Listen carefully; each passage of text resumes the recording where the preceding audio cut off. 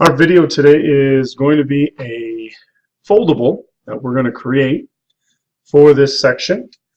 So these are the two sheets of paper that you're going to be needing, and we'll start with this sheet first. We're going to create the foldable first by simply folding along this black line, so you have something that comes out to be something like this. For the information on the inside, let's take care of that first and get that in there before we actually cut something.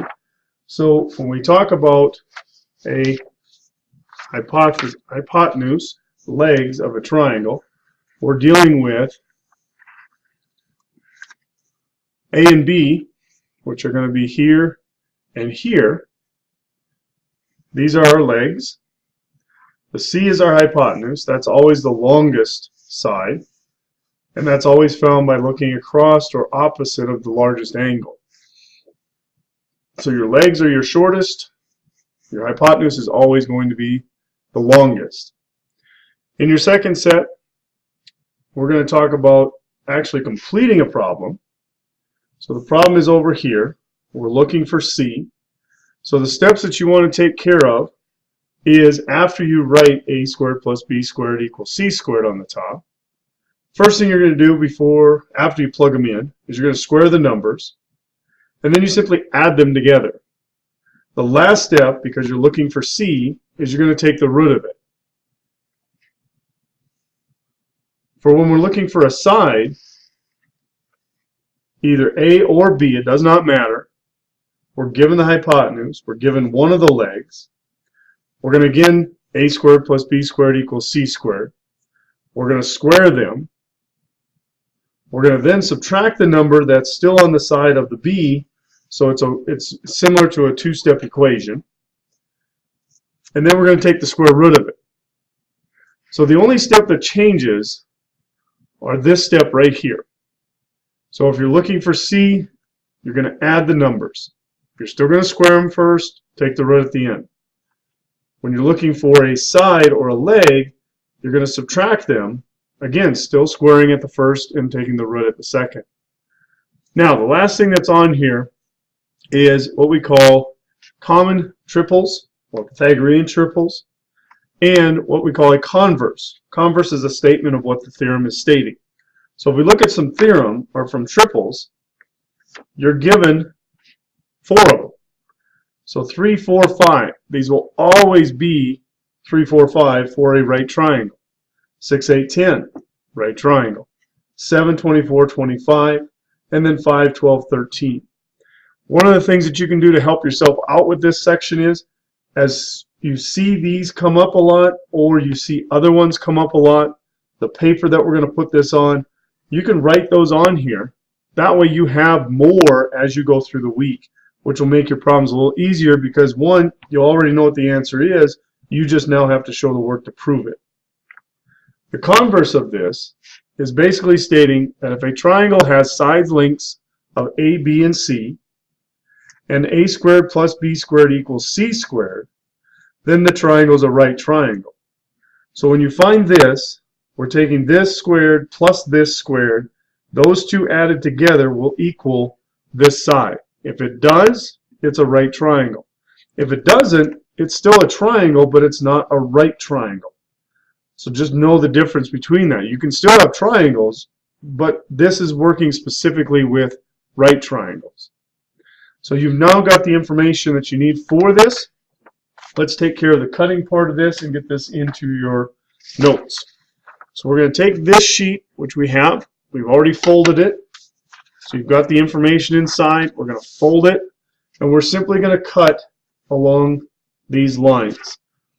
So make sure that you have the folder paper open, and then just simply cut along the dashed lines to make your doors. Now, the very bottom one, we're going to take this and we're going to cut along this black line. So we're just going to take this and completely take this strip right off. And that's your first foldable.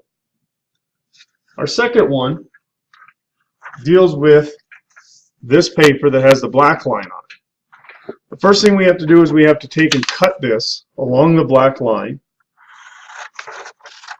because we're going to fold this in a different way. So we have to create a square, which is what we did. So our first fold that we're going to do is we're going to take our corner and we're going to bring it into this corner and we're going to fold it. Now we're going to use this shape to make our right triangle. We're just going to flip it over. So now I have a right triangle. So what I'm going to do is I'm going to put a little box here, I'm going to put a little box here, and I'm going to put a little box here. I'm also going to make the right angle symbol here, and I'll just put in 90 degrees so I know that it's a right triangle. So we're going to label this as a leg. We're going to label this as another leg.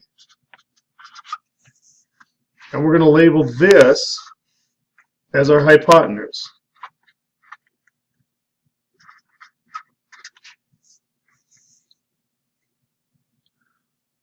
Inside the boxes, we're going to say that this is going to be A, this is going to be B, and again, it doesn't matter. They could be flip-flopping around. This one has no choice. This one's always going to be C. Now remember what we said earlier with the other foldable. This longest side is always found opposite of the largest angle. Now, if we're working with a right triangle, this will always come out to be that way. So that's your first fold in this. My second fold, now I'm going to take my corner, if I have my triangle like this, I'm going to take my corner and I'm going to fold it down into that 90 degree. So I'm going to make a crease. Then I'm going to take my other corner and I'm going to fold it also like this. So now I've made a square. Now what I'm going to do on this one is I'm going to put the word on this top one, definition. Now I'm going to define this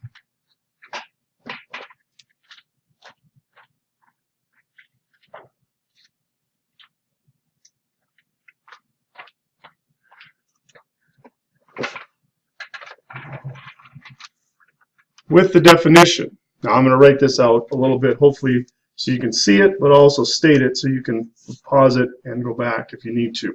And I'll do it in pen so it's a little bit, hopefully fit it in here and that you can also see it.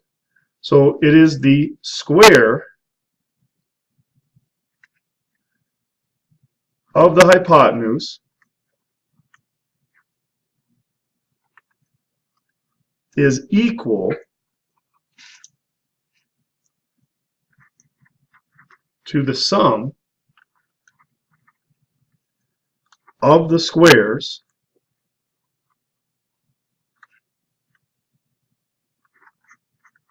of the two sides. That's our definition. So we have our definition, the word definition. The square of the hypotenuse is equal to the sum of the squares of the two sides. Now we're going to do this one more fold. So we're going to take this and fold it in on itself. So now we're back to a right triangle. So now we have this. Now what we're going to do is we're going to put the title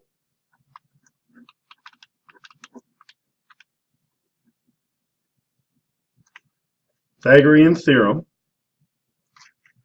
on the front. On the back, we're going to put the word glue. We'll get to that in a minute.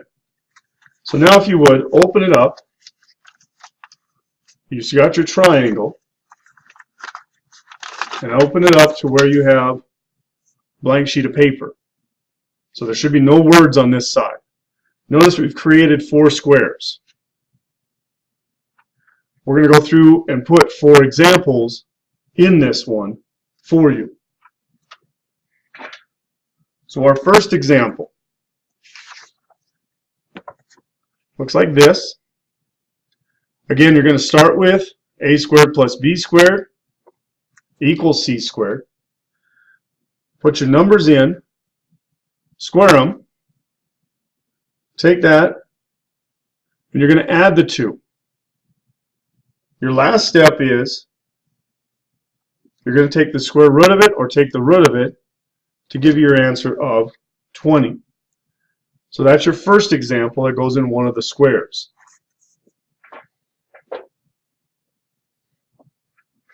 Your second example looks like this.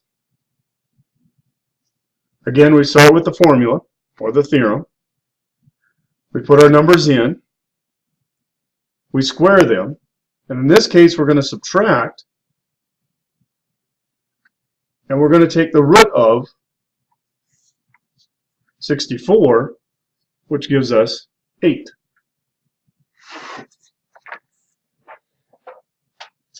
Here's your third example. There's the drawing. Again, start out with your theorem. Put your numbers in for the numbers that are for the sides that you know. Square them. Add these 2 together because you're looking for the hypotenuse. And again, we're going to take the square root of this. In this case, this is not a perfect square, so we're going to use it a decimal. But check your answers to make sure what form they want your answer in, because you may have to go back and simplify. In this case, we're going to leave it as a decimal of 44.8. Our last example looks like this. Again, start out with a theorem. This is what I'll be looking for on your test. Square them. In this case, we're going to subtract. And again, we're going to take the square root at the end, which will give us 7. So the last thing that you want to do with both of these foldables, when you have them done, is you're going to take this one, you're going to glue it on the back and stick it onto a white sheet of paper or a blank sheet of paper in your binder, just like this. So again, you have room to put your triples when you find them. Your other one, again, you're going to take out another sheet of paper, and once you get it folded, again, this is where your examples go. So you fold it here, fold it, fold it. You see your definition and your definition of it. With the Pythagorean theorem, notice we put glue on the back side. That's where you're going to glue it. I don't care which orientation you put it in, but you're going to glue it in and keep them in your binder and use them in this section as well as the test.